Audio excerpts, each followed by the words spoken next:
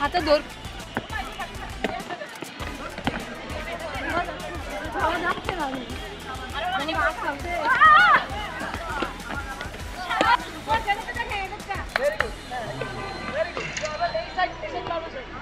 শোনো, হাত যদি এখানে থাকে তুমি বল ধরে পারবে না, উপর থেকে হাত ধরে ওখান থেকে ধরবো, উঠতে উঠতে ঠিক আছে? রেডি? ভালো হচ্ছে না ধরা, এই তো গুড।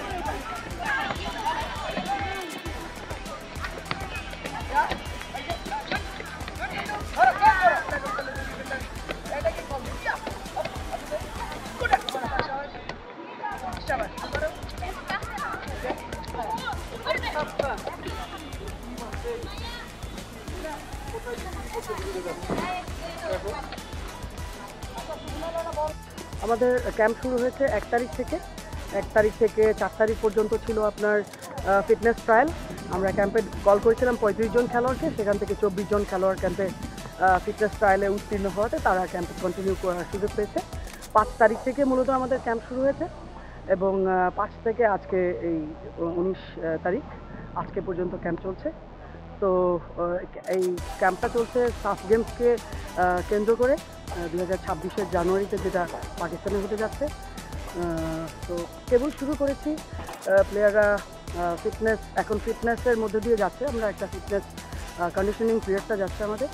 তো পুরো মাসটাই আমাদের একটা কন্ডিশনিং পিরিয়ডে যাবে এবং এই 24 জন খেলোয়াড় থেকে ধাপে ধাপে খেলোয়াড় বিয়োগ হবে।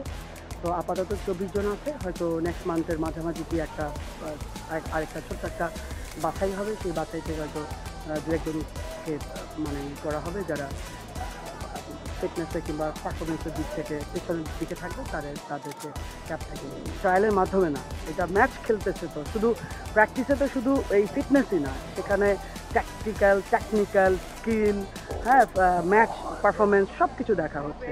আমি বলতে চাচ্ছি কন্ডিশনিং পিরিয়ডের মধ্যে যে ম্যাচ নাই সেটা না, মানে কন্ডিশনিং তাদের আমাদের শুরু দিকে ফিটনেস কম্পোনেন্টের উপর জোর দেওয়া হচ্ছে। বাট আমরা এখন যেমন আমাদের হ্যান্ডবল মাঠটা, আমরা এখন ন্যাশনাল স্টেডিয়ামে আসছি, ঢাকা ন্যাশনাল স্টেডিয়ামে প্র্যাকটিসের জন্য হ্যান্ডবল মাঠে টুর্নামেন্ট চলছে এবং এই মাঠটাতেই এই কয়দিনের ট্রেনিংয়ে আমরা দেখেছি বিভিন্ন ফেডারেশনের জন্য আমাদের মাঠটাকে বরাদ্দ দেওয়া হয়েছে। সেটা একটা আমাদের জন্য বিশাল একটা সমস্যা। ট্রেনিংটা আমাদের হ্যাম্পার হয়, ট্রেনিং টাইম হ্যাম্পার হয়। তো এইটা আমাদের জন্য বিশাল সমস্যা। যেমন গত সপ্তাহে আপনার হচ্ছে কুস্তি ফেডারেশনের খেলা গেছে, উশু আর বক্সিংয়ের এরকম স্ক্যাজুয়াল করা আছে। তো আমাদের হ্যান্ডবল টিমটা অ্যাকচুয়ালি হ্যান্ডবল টেকনিক্যাল দিকগুলো বা ম্যাচ খেলার জন্য মাঠটা খুবই দরকার। মাঠটা ভিজে থাকলে আমাদের ট্রেনিং হ্যাম্পার হয়। তো আপনি যেটা বলছেন যে ম্যাচ অবশ্যই দেখা হবে, ম্যাচ না দেখে না। তবে হ্যাঁ, একটা জিনিস মেসেজ আমি বলতে চাই বা আমি দিতে চাই, সেটা হলো যে আমাদের ফেডারেশন অনেকগুলো স্টেপ নিচ্ছে, যে আমাদের পরিকল্পনার মধ্যে আছে যে এসএ গেমসকে কেন্দ্র করে এই টিমটাকে প্রিপারেশনের প্রি কম্পিটিশন ম্যাচগুলো, যে টুর্নামেন্টের একদম আগে হয়তো ডিসেম্বরের দিকে আমাদের এই টিমটাকে দেশের বাইরে কোথাও নিয়ে কিছুদিন ট্রেনিং করানো, প্লাস হচ্ছে ওইখানে যেই টিমটার সাথে আমরা ট্রেনিং করবো, যেই দেশে ওই দেশের বেশ 7-8টা ম্যাচ খেলবে, প্রিপারেশন ম্যাচ, যেটা pre competition match. In between যদি আমাদের দেশীয় দলগুলা কোথাও, অ্যাকচুয়ালি জাতীয় দল যখন সিনিয়র জাতীয় দল গঠন হয়, তখন জাতীয় দলের বাইরে খুব ভালো মানের খেলোয়াড় আর থাকে না।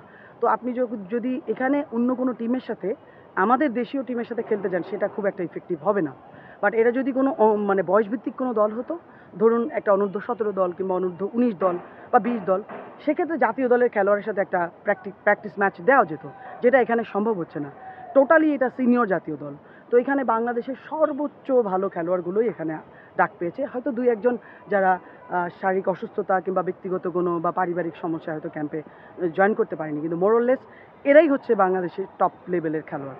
তো এখন এই বাংলাদেশে যেটা ওই ম্যাচ দেওয়া পসিবল না অন্য কোনো টিমের সাথে, যেটা সম্ভব নিজেদের মধ্যেই ম্যাচ আমরা খেলে থাকি, নিজেদের মধ্যে ম্যাচ হয়ে থাকে, সেখান থেকে একটা ইভ্যালুয়েশন হয়, পারফরমেন্স ইভ্যালুয়েশন হয়, সব কিছু ইভ্যালুয়েশন করেই আমাদের সিলেকশন প্রসেসটা যায়।